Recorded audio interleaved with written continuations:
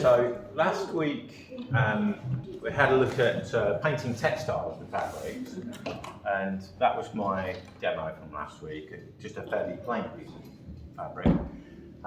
So if anybody wants to have a go at that, I've got some fabrics in this metal tin here. So there's a various collection of fairly plain fabrics in there. God, my oldest was like this one. So yeah, last week I was sort of covering just the plain ones. I thought I'd just have a look at pattern, which is going to be much more complicated, much more challenging. And so that's one idea that we could have a look at this week if you wanted to have a go at that. I was due to actually go on to landscape using water-based mediums, but just not quite there yet, so I'm a week behind. And then the other thing I thought I'd talk about is just some of the materials I use when I go out painting. So some of you have been out painting with me and are interested in doing some outdoor painting, so I thought I'd just talk a little bit about that as well. That's use. Right, so this particular fabric, I've been using this for my demo. And if you want to have a go at this, I'd suggest just, if you want something patterned, to go for just a small section rather than a whole sort of drape, because it is quite complicated and quite a challenge getting the patterns. What I've done with this one is I'll start another bit, maybe start a bit down here, and get back to loosen up a bit, get rid of that, that bit's dry. So I generally paint the darker tones first, the darker colours first, and then the lights, but in this case I've done it the other way around. So what I've done is I've started with a kind of lightish background colour, which is this colour, and I'll do a little bit here, but I'm going to make the background just a little bit darker, just so you can see what I'm doing. So I would start by just putting some paint on the board, and this is water mixable oil paint. So I've got, if you want to try this, I've got some of this water mixable oil paint. So I'll start with a pale tone, to correspond with the lighter areas in the fabric. And what I've then done is I've really kind of just scratched in the design with the end of the brush, or the end of a brush. So I'll just do a very small section, perhaps a little bit of that bit there. And I'm using just a bit of board as a straight edge. And I found this helps, that I can just draw in, I can just about see the lines, the marks. So that could be sort of that widest bit there, and then it narrows down a little bit. It's not standing out very well, I'm afraid, that bit. Let's try and make that a little bit darker so we can see it.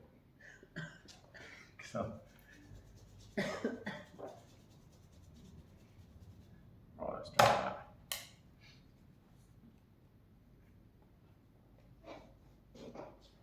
Yeah, that's a bit better. With anything like straight lines in painting, I quite often just use a straight edge and just paint alongside it. I find that quite a nice way of getting a sharp edge. Straight. So that could be that bit. And then that would be the widest bit. And then it narrows a little bit. Is that hard work? And then becomes a bit wider. There. And then what I'm basically going to do is paint around the outside of that. So I should get some reds.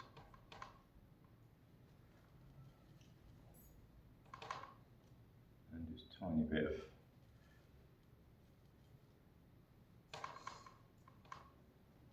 so I'm using the paint fairly thick, just very slightly lining it. Actually, I'm doing this, I'll do it back to front. So this, it's basically kind of painting negative, so that you're leaving the colour showing through. A bit shorter.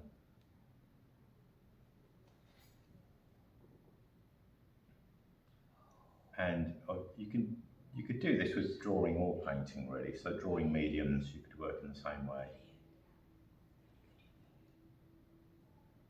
And then the pattern or the design starts to emerge out of the light of it.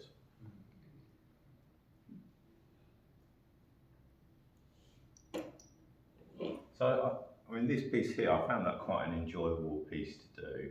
I think if I was doing the whole fabric, that would just be too daunting really, so just doing a small bit.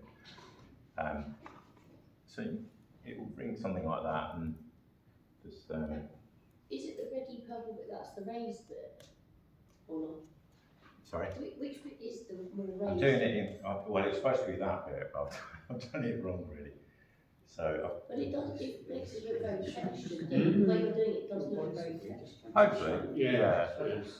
And what you can do is you can then use a slightly lighter version of the red. So there might be some bits where the light's catching, it's a little bit lighter. On some of these bits here, there's like a little green edge. So I cut in around with the red, and then went back in and painted the green edge. So there are slight variations. It'd be quite nice to just break that up a little bit in the middle there. So the colour I've got, I'll just lighten that a little bit. Try and give a sense of the light catching some parts of it.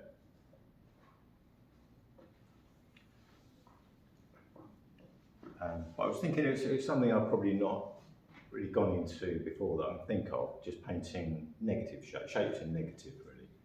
So the shape that you want, you paint by painting everything around it. So that's a little bit on painting patterns. The other thing I thought I'd mention is like painting, I do most of my painting outdoors, and the sort of things that I use, this particular easel was really one of the first easels I used outdoors. I'll just move some of this out of the way. So I made this, I think the first time I used it to paint outdoors, I basically sat down on a stool and had it a lot shorter. And just had the palette sort of balanced on my legs, which works quite well. I quite like standing up when I paint, so I made this little tray that just kind of hooks on the legs. And then that then gives me a platform to put my palette. So if I angle this up, I can usually hang something like a water pot from the back. So that works quite nicely. So I used that for quite a few years. It's a little bit, when I go on public transport, it's a little bit long and cumbersome to travel with. So I decided to sort of make things a bit smaller. And I try and fit all my equipment in the back size really. So when I travel up to London. Italy? Sorry? Are you taking it to Italy? Yeah, this is to me in Italy, yeah. This is a suitcase. Yeah, so, but when I go up to London, that's basically what I use, something like that. So I then bought this little tripod, camera tripod, and started with just a board, which I've got somewhere. Yeah. So you can buy these little plates from certain art suppliers. Supply these plates, you can just screw them on the back of a board or on the back of a paint box, and then that will attach where this is here. There's like a screw thread, and that will attach onto there. So that's quite a nice lightweight board to particularly going out sketching, things like that. I can clip my sketchbook to that, so I'll still use that from time to time, particularly from sketching. This particular tripod, it's not the strongest at the top here. It's fine for a camera, but for anything too heavy, it wasn't going to be too strong. So this is kind of the setup I use now, pretty much all the time when I go up London or around here. So again, it's a slightly stronger tripod.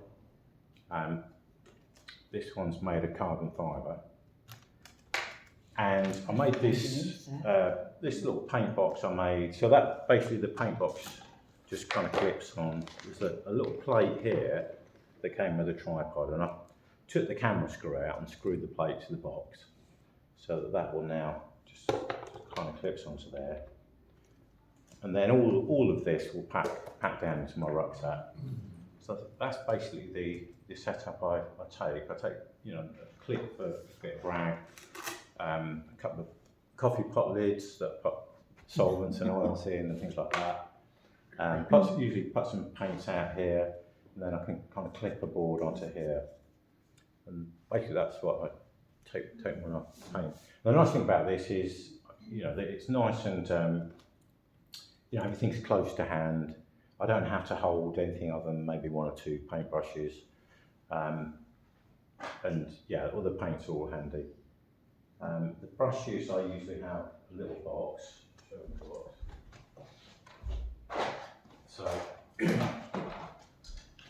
this is a little box I made from brushes, and they it both stores the boxes, but I can also clip the lid on there. And if I've got wet brushes, I've got like little grooves there, so the wet brushes can just sit in the little grooves, and the paint doesn't mix from one colour, one brush to the other. So that's what I tend to use when I'm outdoors. And I just thought, I'd share that because I know 1 or 2 of you are quite interested in painting outdoors and have painted, like Matthew's been out with us with the Southend Plein Air group and things like that. I fancy doing a bit over the top. But when the weather's good here. Yeah, you've been out quite a bit, haven't you? But I'd like to do Sketching. the paint. Yeah. So yeah, another week have a go with the painting gear out. Summer tripods. Summer. Yeah. As I say, you can just start, you know, just a little collapsible stool, and Sketchpad is a great place to start. But if you're interested in painting outdoors, this is kind of how I've gradually built it up. As I say, it started with just ordinary